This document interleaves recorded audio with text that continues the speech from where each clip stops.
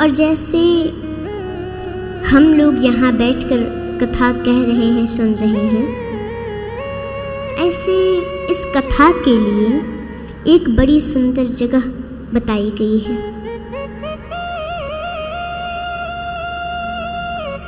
वो जगह है नैमिषारण्य क्षेत्र। वहाँ क्या हुआ कि नैमिषे सूतमासीना मभिवाद्य महामतिं कथामृतरसास्वाद कुशलः सानको ब्रवीत। एक बार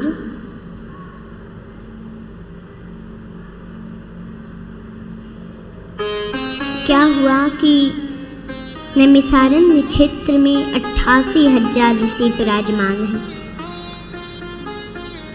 उन लोगों का कथा ही महाराज जीवन है।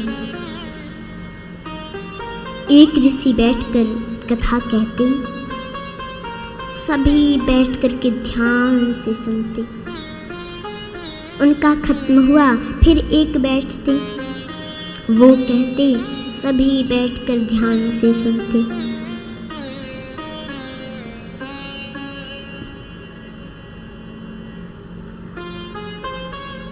और नित्य के कर्म से निवृत्त होकर के वो ऋषि बैठे थे।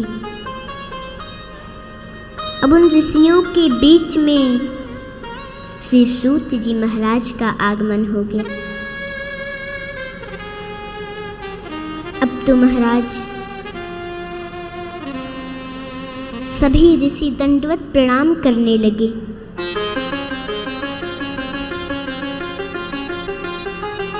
लेकिन सूत जी तो शर्माने लगे।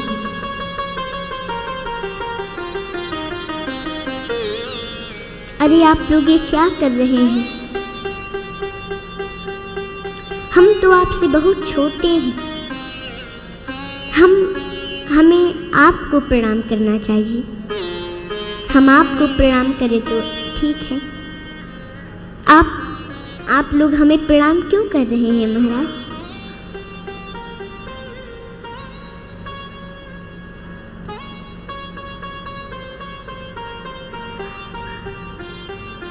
लेकिन ऋषि प्रणाम करके बोले,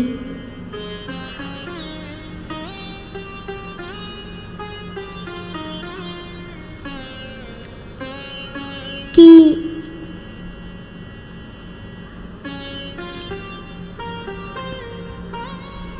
महाराज आपका ज्ञान तो अज्ञान रूपी अंधकार को नष्ट करने के लिए करोड़ों सूर्यों के समान है।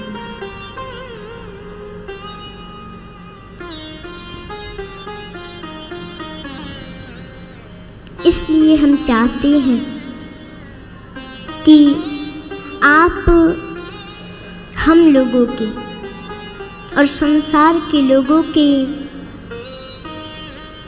कल्याणार्थ के लिए कोई सारगर्भित कथा सुनाइए।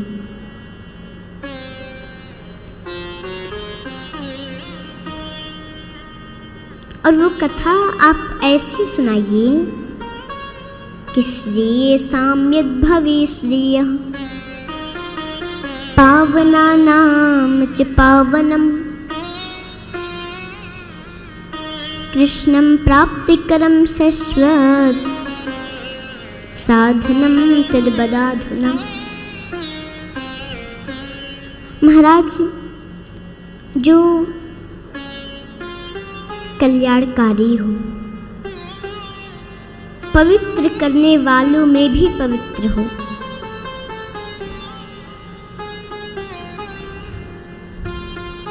जो भगवान श्री कृष्ण की प्राप्ति करा दे।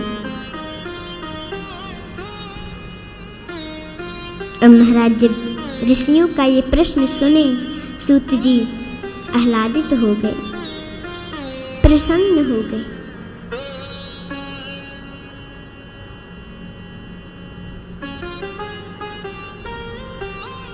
एक बात बताएं,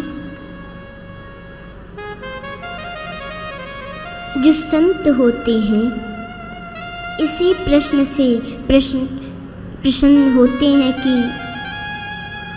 कन्हैया मिलेगा कि नहीं। अब अगर कोई जाकर प्रश्न करता है, कोई संत आया है, बोली कि महाराज पोता होगा कि नहीं,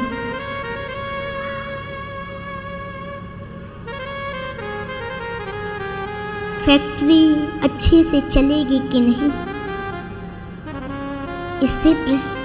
इससे प्रसन्न नहीं होंगे संत। जाकर बस एक ही प्रश्न करो, मेरा गोविंद मिलेगा कि नहीं, कन्हैया हमें मिलेंगे कि नहीं।